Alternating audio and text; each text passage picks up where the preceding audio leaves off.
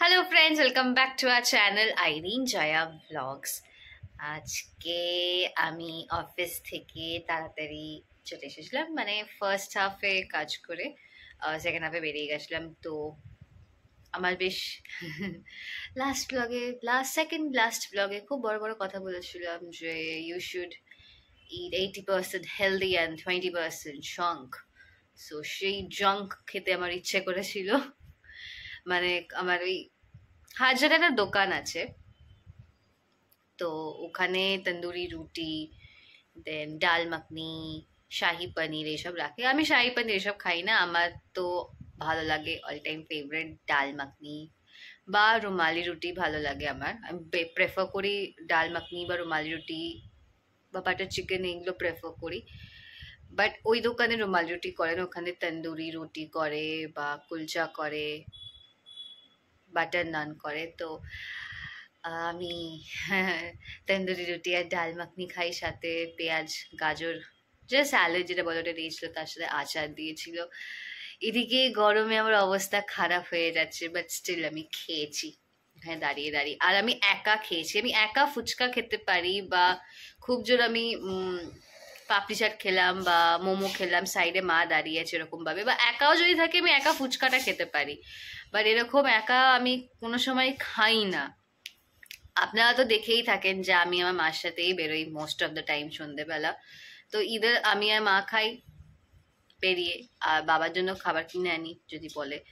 তো একা একা দাঁড়িয়ে দাঁড়িয়ে খেয়েছি, কিন্তু আমার কোনো অকওয়ার্ড লাগেনি। দিব্যি আমি খেয়ে গেছি, কারণ আমি কারোর দিকে তাকাইনি, আমি খাওয়াতেই ব্যস্ত ছিলাম, আর আমি খাওয়াতেই কনসেন্ট্রেট করছিলাম। ওই খাওয়ার মাঝে একটু ক্লিপ নিয়েছিলাম, তো সেটাই ভাবলাম আপনার সাথে দেখাই। একটু দেখে নিন, তারপর আপনার সাথে আমি দেখা করছি।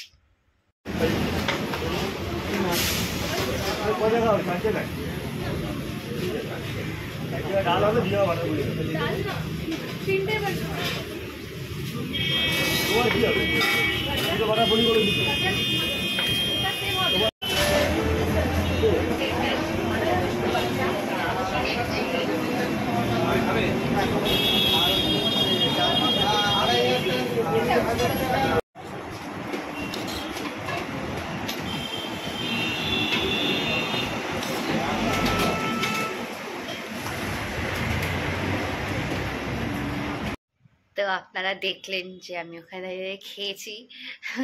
একটু মুখ চোখের এক্সপ্রেশন একটু অন্যরকম হয়ে গেছিল, কারণ বুঝতে পারছিলাম কি বলবো না বলবো। চুপচাপ ভিডিও করে গেছি, কারণ আশেপাশে লোক ছিল। তো বেশ ভালো লাঞ্চটা করে বাড়িতে এসে আমি রেস্ট নিয়েছি। দেন রেস্ট নিয়ে রেডি বেডি হয়ে এখন বেরোবো একটু, এই পাশেই যাব। আর আজকে না হলে আপনারা তো সবসময় দেখে হেয়ার স্টাইল আজকে একটু চেঞ্জ করেছি, না হলে আপনার সবসময় দেখেন চুল খোলা থাকে, মাঝখান থেকে আমার পার্টিংস করা থাকে বা সাইড পার্টিং করা থাকে, নাহলে আমি এটা বান করে রাখি। যেই বানটা দেখে আমার মা বলে যে তোকে দেখে মনে হয় তুই ঝগড়া করতে যাচ্ছিস বা বেরোবি, এরকম একটা তোকে দেখে লাগে। তো আজকে ফর আ চেঞ্জ আমি আমার হেয়ার স্টাইলটাকে চেঞ্জ করেছি। আমি অত ওইসব পারি না, মানে যেইটুকু পারি টুকটাক সেটাই একটু করেছি। সামনে আমার এখানে সুন্দর টাক দেখা যাচ্ছে, বাট এখানে তো চুল আছে তাই জন্য ঢেকে গেছে। তো এখন বেরোবো। আর এই টপটা অনেকদিন পর আমি পরেছি, পোলো টপটা। এটা তো আমি লেকমল থেকে কিনেছিলাম। ইস, ভালোই এই টপটা। দেখি একটু, গণেশ পুজো তো সামনে আসছে, দেখতে দেখতে গণেশ পুজো চলে আসছে। 7 তারিখ গণেশ পুজো। সেদিনকে সকালে উঠে আগে আবার সেদিনকে কাজ হচ্ছে, স্নান টান করে কিছু খাবো না, আগেই বেরিয়ে যাব ফুল মিষ্টি কিনতে। ফুল মিষ্টি কিনে এনে পুজো দেবো, দেন আমি অফিস যাব। তারপর অফিস থেকে বাড়ি আসবো, দেন আমি যোগা ক্লাস যাব। কিছুক্ষণের জন্য ক্লাসে যাব, বেশিক্ষণ না, কারণ আমার অলরেডি অনেক আমি অ্যাবসেন্ট করেছি ক্লাসে। আর আজকেই আমাদের যোগা গ্রুপে যে আমাদের ট্রেনার সে বলেছে যে অগস্টে অনেকেই অ্যাবসেন্ট করেছেন, তো ট্রাই করবেন যাতে সেপ্টেম্বরে ক্লাসগুলো করার, কারণ অক্টোবরে অনেক ছুটি থাকবে পুজোর জন্য।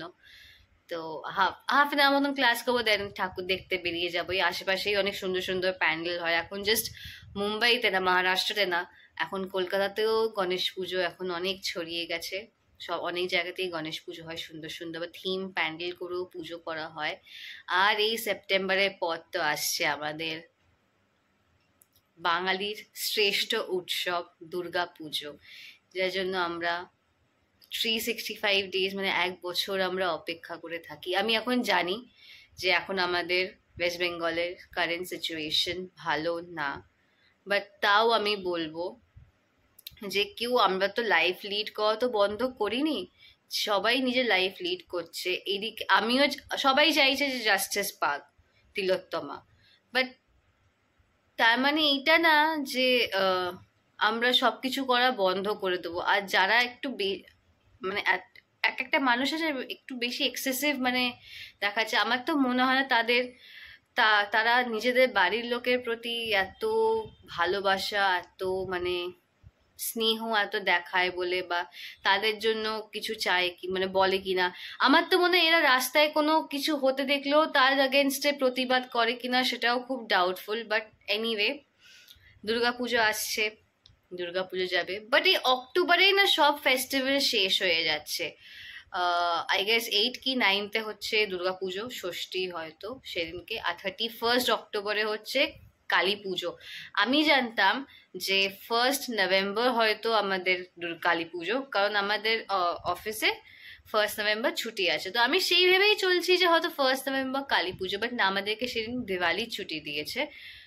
কালী পুজো হচ্ছে 31 অক্টোবর, থার্সডে পড়েছে, মান্থ এন্ড। আমরা সবাই মান্থ এন্ডের কাজ করে তারপর আমরা অফিস থেকে বেরোবো, বেরিয়ে ঠাকুর দেখতে যাব, খাবো দাবো, ঘুরবো। বাট আমি এটা বলবো যাতে অতদিন অবধিও যাতে না এগোয়, তার আগেই যাতে যারা মেন কালপ্রিট তারা যাতে ধরা পড়ে, তারা যাতে শাস্তি যাতে পায়। কারণ তিলোত্তমা তো এখন নেই, তো তিলোত্তমার মা বাবাই এখন আছে, ওরা যাতে জাস্টিস পায়। মেয়ের সাথে যে এরকম করেছে বা যারা এরকম করেছে তারা যা ধরা পড়ে, আর উচিত শিক্ষা ওদেরকে দেওয়া উচিত। শিক্ষাও না, মানে এই ক্রাইমের কোনো, হ্যাঁ শাস্তি দেওয়া উচিত, আমি ভুল টার্মটা ইউজ করলাম, মানে শাস্তি দেওয়া উচিত। আপনারা একটা রিসেন্ট জিনিস আমি লক্ষ্য করলাম যে যবে থেকে ইনসিডেন্টটা হয়েছে, এমনিতেই তো আমাদের এখানে সব জায়গাতেই, সব প্রত্যেকটা স্টেটে হচ্ছে, এরকম না যে কোনো জায়গা বাদ নেই, সব জায়গাতে ক্রাইম হচ্ছে। আমি আমার একটা ব্লগে বলেছিলাম যে সব জায়গাতেই হচ্ছে, খালি ওয়েস্ট বেঙ্গলে না। কালকের জয়া কিশোরী একজন আছেন, উনি আমি রিলস দেখছিলাম, উনিও সেম কথা বলেছেন, সির্ফ কলকাতা पे नहीं बाकी सब जगह पे हो रहा है।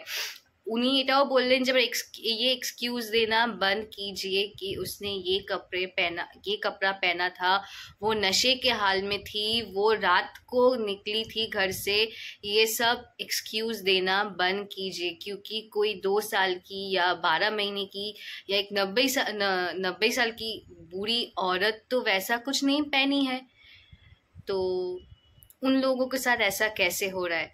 जो लोग साड़ी पहनते हैं, बुर्का पहनते हैं, उन लोगों के साथ भी वैसा ही सेम चीज होता है। सो इट्स देम, ये उन लोगों का गलती है। और एक चीज और আরেকটা জিনিসও বলেছে যে बच्चे जब लड़के जब छोटे रहते हैं तब उनको उसी वक्त से सिखाना चाहिए कि ये माँ बहन की जो की गाली है ये देना नहीं चाहिए, किसी लड़की या किसी औरत को गंदी नजर से नहीं देखना चाहिए। जब आप उस बच्चे को ये सब सिखाओगे तभी जाके उसको ये सब समझ में आएगा, अगर उसी टाइम आप अगर नहीं सिखाओगे तो बाद में जाके वही वैसा कुछ करेगा। फिर रिसेंटली नहीं, কালকেই একটা ইনসিডেন্ট হয়েছে বেলঘড়িয়াতে। একটা স্কুল স্টুডেন্ট ফিরছিল মার সাথে, আই গেস ও বাবাও ছিল, পাড়ার ওই লম্পট ছেলেগুলো হয় না, চ্যাংড়া ছেলেগুলো, ওই মেয়েটা বাইককে ওকে মানে আটকে ওকে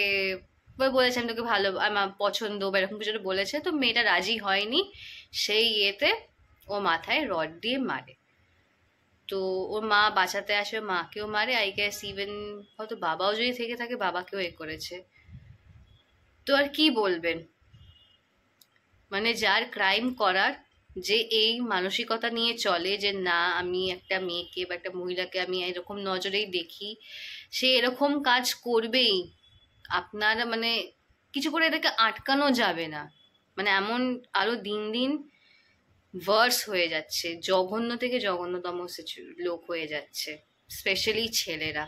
এবার যদি কেউ যদি ছেলে যদি কোনো দেখে তো কিছু করার নেই তোমাদের গায়ে লাগলে, যেটা ফ্যাক্ট, যেটা ঘটনা ঘটছে সেটাই আমি বলছি।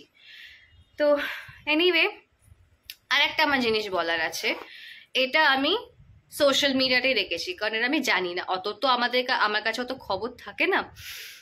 তো এই যে আমাদের কলকাতায় যে এত প্রতিবাদ হচ্ছে, সবাই অসহ্য পালন করছে, সবাই বলছে দুর্গাপুজো না করতে, বাট এদিকে রাধা আর কৃষ্ণ সেজে তো জন্মাষ্টমী তো ভরপুর রিলস বানিয়ে গেছে, তারা এই নাকি অসহ্য পালন করছে, তারা তো এইসব তো করবে না। আবার তার সাথে এই রিসেন্টলি শ্রদ্ধা কাপুরের যে মুভিটা রিলিজ হয়েছে স্ত্রী, আমাদের কলকাতা থেকে স্ত্রী আর্ন করেছে 25 crore, স্টিল কাউন্টিং। তো এই হচ্ছে আমাদের শোক পালনের। এনিওয়ে, চলুন বেরোনো যাক, তারপর আপনার সাথে দেখা করছি।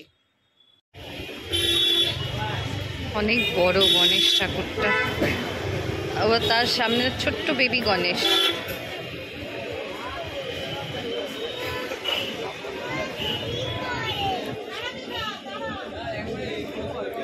বেশ ভালো লাগে এরকম।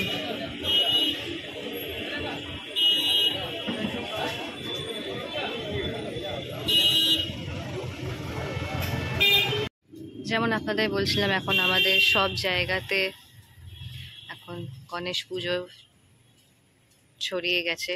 তো এখানেও হবে, লেক রোড লেক ক্লাবে আসবে সবাই, মালা রায়, দেবাশিস কুমার, কার্তিক ব্যানার্জি, বৈশাখ চট্টোপাধ্যায়।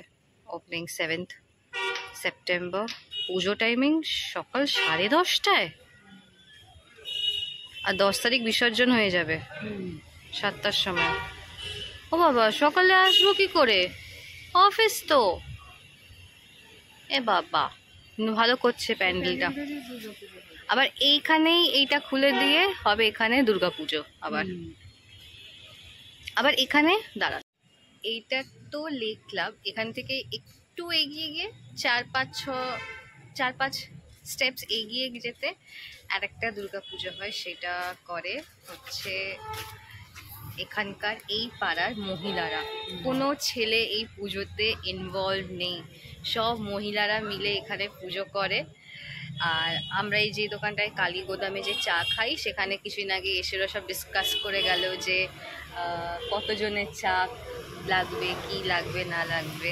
ওদেরকে বললো স্টল লাগাতে, স্টল লাগাতে বলে গেছে।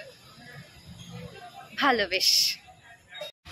এই পুজোটারই কথা আপনাদেরকে বলছিলাম, যে সব মহিলারা মিলে করে। দেখুন সবার নাম লেখা আছে, কিন্তু যদি একটু পজ করে দেখবেন তাহলে সব দেখবেন মহিলাদেরই নাম, মেয়েদেরই নাম লেখা আছে। এটা মনে হয় এবার আদিযোগী থিম করছে।